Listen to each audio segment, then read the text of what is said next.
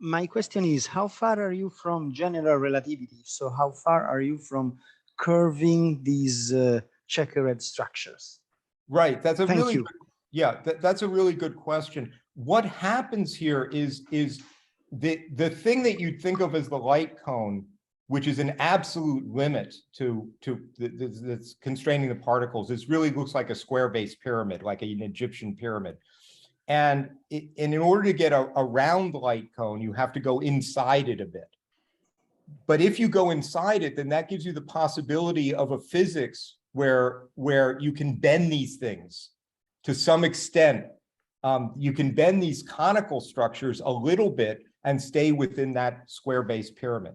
So I haven't worked out the details, but you can sort of see how the basic idea of explaining gravitational effects by curvature could be implemented here. You won't get all of the possible general relativistic models, right? You won't get things with closed time-like curves. There would be a limit. You would essentially have a built-in limit to how much curvature you could have. But you can sort of see how that would go once you make the sensitivity to path connectivity clear. We have a next question is from Luciano Burderi. Please. Yeah. You are unmuted. Now you are unmuted. Can you hear me? Yes. Yes. Okay. Well, the question is, in all this construction, you have made interesting speculation about the way in which points connect each other, but what is the role of the mass? This is completely independent on this parameter, that is mass, that in principle has an important role in the dynamics of particles. Can you comment on that? Sure. So the idea is that mass typically appears, and this, I mean, the one place this wouldn't be true is in general relativity, but mass typically appears in the dynamical equations for the material objects, for the fields or particles or whatever. What I'm giving you is a kind of spatiotemporal background in terms of which those dynamical equations would be written. And so the mass would appear in the normal way in the dynamical equations, and the dynamical equations themselves would be specified with respect to this kind of fundamental discrete structure. Thank you. One more question from Richard Frazin. See? Yes, you hear me? Yes. Okay. You'll have to forgive me. Almost all of my research is on classical optics for things in astronomy, so I'm not used to thinking about this stuff. But I didn't see the connection between the non-locality and the discrete space-time structures. Right. So how does the discrete space-time explain non-locality? Right. So explain would be a little strong. What I said was that the easy way to implement non-locality is to have a global foliation that you can make reference to. And that's what you lose in relativity. But well, foliation, what does foliation mean? Foliation means assigning a time to every, like, so well, what's foliation? Right, so it just means that the space-time structure naturally resolves into a series of stacked sheets, right? Now you could assign numbers to those sheets and call them a global time. It doesn't really matter. It's what's important is just that you've resolved the space-time into these stacked sheets so that you can make precedence judgments about what happens before what. And in this discrete space-time, that sheet structure is there. It's there from the beginning. You don't add it. It's a natural part. Pretty much, it's very hard to do a discrete structure that doesn't have a preferred foliation to it. So I didn't explain exactly how you would plug that foliation. I mean, if you're doing the kind of Bohmian thing that I talked about at the beginning, it's easy to see how you'd write down the guidance equation using that foliation to specify the dynamics. So what you're saying is that the non-locality pops out? Well, the non-locality would be a consequence of the dynamics you write down. I'm not saying that it's not that any dynamics here will be non-local, but it's that if you have a non-local dynamics, and we seem to need it, the easiest way to specify one is by reference to a global foliation. And here I'm giving you the global foliation to use for that purpose. So we have 3 more raised hands. Now I would like to go on to Keith Horn. Okay. Yeah, now you are unmuted. Thanks. You are relying on triangles for your spatial units, or sorry, squares, quadrilaterals. Is that fundamental in the theory? I mean, you said you liked it, but can you do it with triangles? Can you do it with hexagons, etc.? Right. That's a great question. There are very specific reasons why I was forced to use quadrilaterals even before I got to the time part. I mean, I made this decision when I was just doing the spatial stuff. I can say that with high confidence, if I'd been using triangles all along and you run these numbers, they wouldn't come out anything like what I just gave you. That is, you would not get the emergence of anything that looks relativistic. You know, hexagons, I've basically only looked at one thing in detail, which is the one thing I did.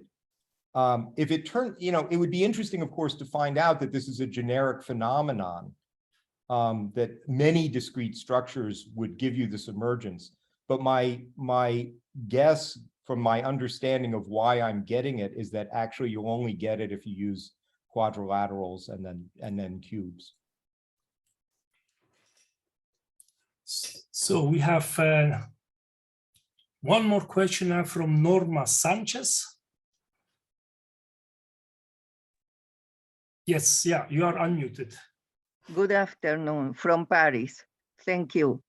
Bonjour. As I see from your presentation, path connectivity and triangulation in some sense give to you the key ingredients for the output you want.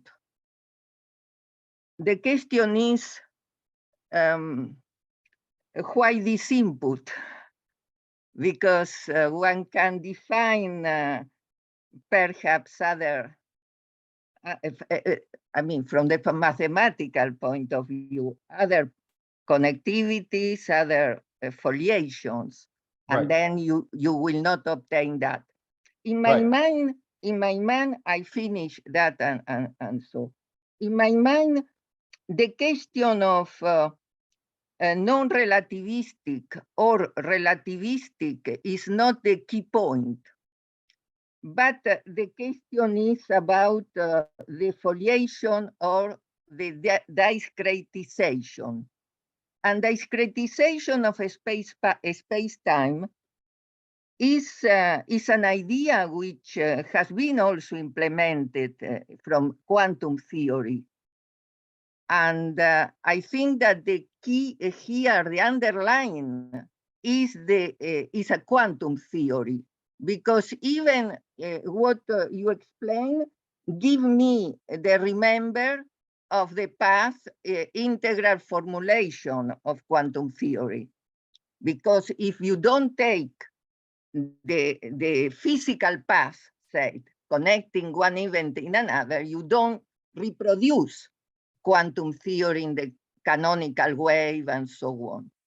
So I think that this is interesting from the point of view of the discretization of a space-time, perhaps from this idea of the foliation, but it could have I mean, there is a great path to do, to go to dynamics and to some physical.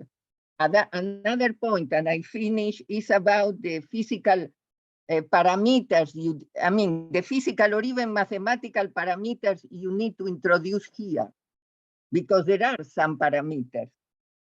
The foliation or the discretization intrinsically introduce a parameter, a distance and so on, because we know also to go from quantum from classical to quantum, you need a parameter or a fundamental or a constant. And the same thing is to going from non-relativistic to relativistic. So what if you obtain here relativistic from non-relativistic, but that is not magic. Is because there is in the path connectivity and foliation, you have intrinsically a parameter which is here unit, but is there if you want to interpret in the physical terms. Thank you. Yeah, so let me completely agree with one thing. As a purely mathematical fact, right? So there's the purely mathematical fact that if I calculate path connectivity in this structure, I get emergent structures that are very nearly isomorphic to relativistic structures. Now, does that make any difference to physics? Well, only if the physics cares about path connectivity, right? And classical physics wouldn't, right? Classical physics, it would just be, you know, an interesting observation maybe, but of no physical significance. But of course, as you say, you turn to quantum theory and you have the path integral formulation, which typically in a continuum isn't even well defined, right? Because I mean, most of the paths are fractals. But quite independently of this, you say, gee, actually, the path integral formulation suggests that path connectivity does play a central role in quantum theory, yes. and might be the kind of thing that the physics cares about, right? Responds to. Now, just to notice that is not to implement it, but that's right. Now, it's true that there have been other ways that people have tried to discretize things. I mean, one thing is the so-called causal set approach, which is also discretization, but they're not doing this and they don't end up with anything that looks at all like this. So just discretization alone won't give that to you. And the last thing is you said, well, there's a parameter. I guess I really disagree. I don't think I've put any parameters in. I'm just using counting measure. Using counting measure doesn't mean that I'm assigning distances or anything. I have a discrete structure and I'm able to count it without adding anything to it. And yes, what I get by counting in a certain way turns out to be provably isomorphic, right? Or emergently, approximately isomorphic to structures that I get in relativity. Yes, but I agree. I mean, but in the distance or in the way you have the Gaussian and I mean intrinsically you are using unit.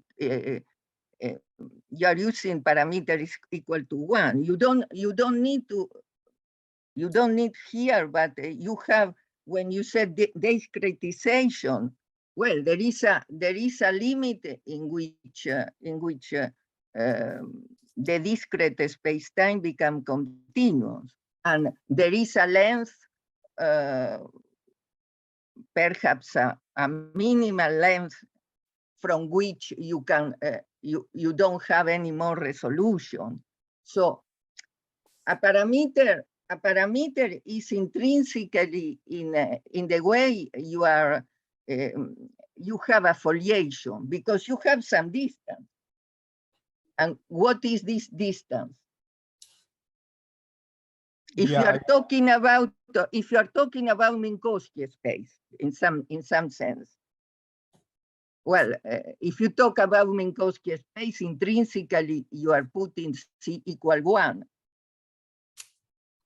Yeah, and I don't think, I'll just say, to actually specify the geometry here, I mean, mathematically, it's specified by an incidence matrix that just tells me which n elements bound which n plus 1 elements.